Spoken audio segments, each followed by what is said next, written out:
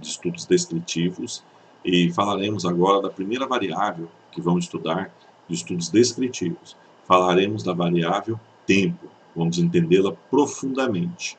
Tá? Primeiro, variáveis relacionadas ao tempo. Qual é o objetivo dela? Primeiro objetivo, ela fornece inúmeras situações, informações sobre o risco de ter uma epidemia. Por exemplo, na variável tempo, a gente sabe que nos meses de chuva, né, do ano, por exemplo, janeiro, fevereiro, março, são períodos no qual o número de casos de dengue explode.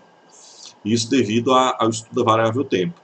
Outro exemplo, dá para se monitorar a situação da saúde em um tempo específico, em uma situação específica. Regiões do litoral ou cidades praianas que recebem turistas nas férias de julho ou que recebem turistas em dezembro, em janeiro, dá para monitorar porque ali existe maior risco de queimaduras de sol, lá existe maior risco de intoxicações alimentares, porque turistas normalmente vão se alimentar em praias com alimentos vendidos sem condições sanitárias adequadas, né? Isso é um ponto muito importante. Ele prevê a ocorrência de evento. Como eu já disse, por exemplo, da dengue, então se prevê que na época da chuva aumenta o número de casos, pois se acumula mais água parada. Então, a política pública pode pensar, antever essa situação e realizar rastões no final do ano para evitar que quando chegue o período de chuva não se tenha criadouro suficiente para poder proliferar o mosquito. Isso é um ponto assim, muito interessante e importante. Outro exemplo, o tempo ele pode subsidiar a relação causal. Vamos supor que você vá numa festa e você consome maionese e algumas horas após sair dessa festa você começa a ter uma diarreia. E aí, por exemplo, a pessoa que te acompanhou também tem e outras pessoas que consumiram aquela maionese também tem nesse espaço de tempo próximo a esse espaço de tempo. Então, o espaço-tempo ele pode sim subsidiar explicações de causa, né? Porque se você faz, por exemplo, em uma festa, consome maionese e depois de um mês você vai ter uma diarreia, não dá para se pensar nisso, então, de uma intoxicação por salmonela, não. Tá? Então, o tempo transcorrido pode elucidar o caso. Outro exemplo, ele auxilia no planejamento.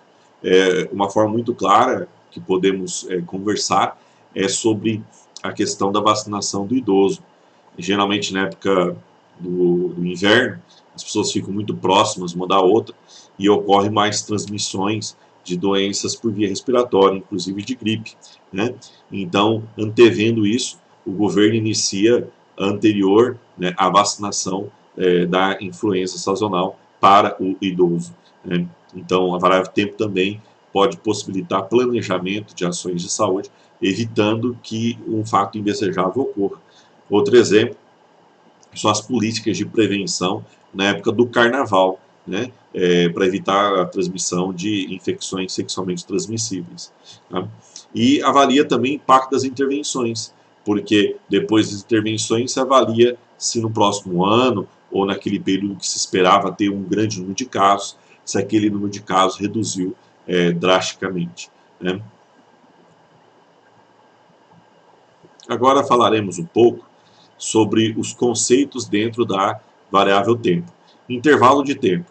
O intervalo de tempo é o período no qual ocorre um contato de risco ou uma infecção até o aparecimento dos sinais e sintomas, né? Por exemplo, que eu já citei, uma pessoa vai numa festa, consome uma maionese contaminada e aí demora algumas horas para poder ter o quadro de diarreia ou de intoxicação.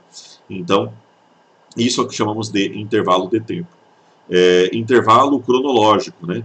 É referência específica de vários anos que se subdividem em alguns intervalos. Por exemplo, aí podemos dizer as semanas epidemiológicas, né? Semana 1, semana 2, até 52 semanas dentro de um ano, né? Período. O período são partes de um tempo, né, no qual é subdividido, por exemplo, ano, e temos as divisões em meses, tá? Então, mês de janeiro, mês de fevereiro, mês de março. Isso é muito simples, né? Distribuição cronológica. Podemos dizer que a distribuição cronológica é a relação da sequência de marcos cronológicos, né, sucessivos. Meses, dias, semanas, anos, né? O DataSUS usa muito isso para poder calcular os indicadores de incidência, de prevalência. Normalmente, o indicador mais utilizado é o indicador anual, para cálculos, né? Falaremos isso depois em outros cursos sobre indicadores de saúde. Bom, distribuição cronológica, qual o objetivo dela? Distribuir a doença num período e aí poder avaliar se as ações de saúde estão funcionando ou não. Se o que planejou para reduzir o número de casos atingiu a meta, né, que era estabelecida, ou não atingiu a meta estabelecida. Então, possibilita também, quando estuda um tempo de uma doença, saber se a característica dela é uma variação cíclica, ou seja, o número de casos se mantém frequente, ou a variação que falamos atípica, né? Quando uma doença ela tem um pico, um epicentro, e depois ela cai muito o número de casos. Geralmente em surtos epidêmicos, em epidemias ou pandemias, né?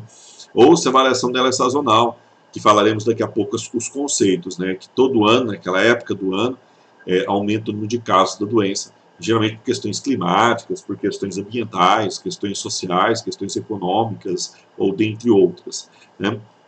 Revela também, no estudo do tempo, a tendência secular da doença, ou seja, no decorrer de décadas, como a doença vem se caracterizando, se vem reduzindo o número de casos, se não vem, por que reduz, e aí a gente pode avaliar quais medidas de saúde são mais eficientes para controle daquela doença, ou eliminação, ou erradicação da mesma. Um exemplo disso é que a gente pode afirmar que vacinação é uma estratégia de proteção específica extremamente eficaz. Por quê? Porque a gente sabe que a partir da década de 70, a varíola foi erradicada do mundo, e é devido à vacinação indiscriminada que foi feita na época, que possibilitou a erradicação, ou seja, mais nenhum caso dessa doença no mundo todo. Hoje, ela é considerada a única doença erradicada do mundo, porque não há nem casos da doença e nem seu agente etiológico existe mais no meio ambiente. O único local que tem o vírus da varíola é no Central Control Disease, né, Central Control Disease dos Estados Unidos, CDC, onde lá ele tem a vacina e tem o vírus ainda in vitro, mas no meio ambiente o vírus não existe mais.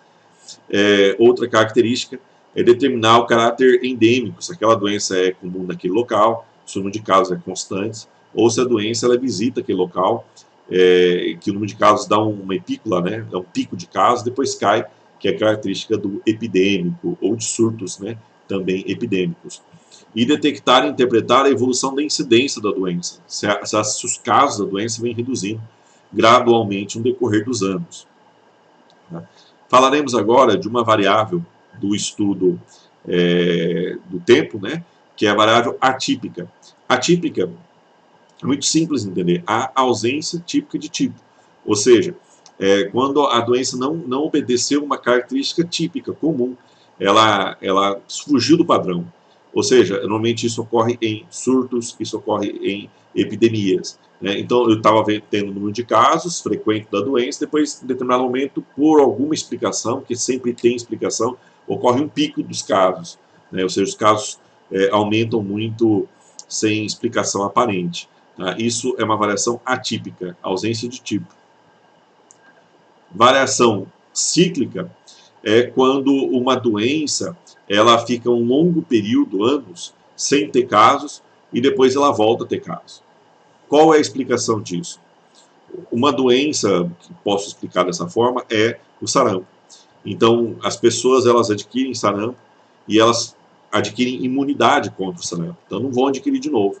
Então, ocorre um momento, se ocorrer um pico dos casos, vai esgotar o número de susceptíveis. Ou seja, susceptíveis são pessoas que esgotam o número de pessoas que possam adquirir a doença. Não tem mais susceptíveis. E aí, então, o número de casos reduz drasticamente. Fica um longo período, porque as pessoas imunizadas e com imunidade, porque adquiriram a doença, não vão apresentar. E aí, nascem novas pessoas e essas pessoas não entraram em contato com a doença, ou porque a vacina, a cobertura diminuiu bastante. Então, em consequência, o que ocorre? Ocorre que volta a ter casos da doença. Doenças com essa característica cíclica demora-se bastante anos, com pouquíssimos casos, quase não tendo casos, depois volta a ter muito caso, porque forma aqueles bolsões de susceptíveis. Então, ó, de novo, eu tenho susceptível, eles adquirem ou recebem vacina.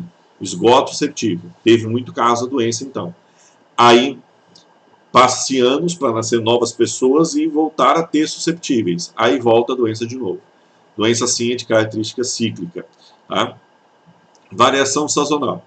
A variação sazonal é aquela doença que todo ano ela apresenta um número de casos devido a características climáticas e características do ano, por exemplo. Dengue, por exemplo, gripe sazonal, por exemplo, queimaduras no verão, por exemplo, intoxicações no verão alimentares, né? Ou seja, são situações que têm explicação. Isso geralmente são por questões de estações do ano, questões econômicas, questões sociais. Tá? Isso é variação sazonal. Todo ano, naquela época, tem casos epidêmicos, tem epidemia daquela doença. O número de casos extrapola daquela doença. Tá? Isso é um ponto muito importante. Variação sazonal, exemplos, né? Tendência histórica ou secular. Na tendência histórica e secular é muito interessante, porque na tendência histórica a gente vai estudar aquela doença, na variável tempo dela, por vários anos, décadas, né? E verificar como aquela doença vem se apresentando. E aí eu posso citar alguns casos dessa doença. Alguns casos, por exemplo, né? Aqui vamos citar assim alguns casos. Por exemplo, no Ceará, década de 80, existia uma alta mortalidade infantil por intoxicações, por não consumo de água potável, por não alimentação adequada de crianças. Aí o governador na época implantou o programa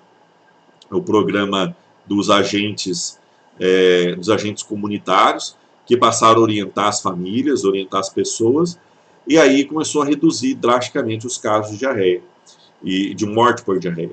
Né? Então isso é um exemplo de tendência secular de estudo. Outro exemplo, o número de casos de raiva era muito importante, a transmissão de raiva para o ser humano, vindo de cachorro, vindo de gato. Né? Com a vacinação indiscriminada desses animais, ou seja, com as campanhas de vacinação da década de 90, do 2000, 2005, e aí vai, né? A principal fonte de transmissão para o homem deixou de ser esses dois animais e passou a ser o morcego. Então isso é outro exemplo de tendência secular da doença. Outro exemplo de tendência secular é o que ocorreu com o sarampo. Quando se implantou vacinação em massa, existiam epidemias importantes no Brasil, né? Com a vacinação em massa, assim, com a implantação do calendário vacinal para criança, reduziu drasticamente os casos de sarampo. Né? Então, outro exemplo de tendência secular. Um outro exemplo, década de 80, em Chicago, Nova Jersey, nos Estados Unidos, se descobre uma imunodeficiência, a doença, o vírus HIV, né, que era muito comum na época em homossexuais, em usuários de droga, e as pessoas viviam pouco tempo, 10 anos no máximo, né, do período da infecção. E hoje, 2020, a gente sabe que é uma doença que a expectativa de vida aumentou bastante e significativamente, e hoje é muito comum em casais heterossexuais e pessoas não usuárias de droga. Né? Então isso é um ponto importante. Aumentou muito em idoso devido ao surgimento, né, do Viagra, e aumentou muito em jovens, porque não vira época assim, que saiu na mídia na década de 80, muitos jovens, né, não viram isso. A doença AIDS na forma bem grave, né? Eles não viram isso porque hoje a expectativa de vida é bem maior e a qualidade de vida é melhor, né? Então aumentou bastante o número de casos em jovens que não estão se protegendo, que não tem medo da doença. Né? Então esse é um outro exemplo de variável tendência secular. Tá? Daqui então, eu já falei desse exemplo, né? de Nova York, São Francisco, do HIV. Tá?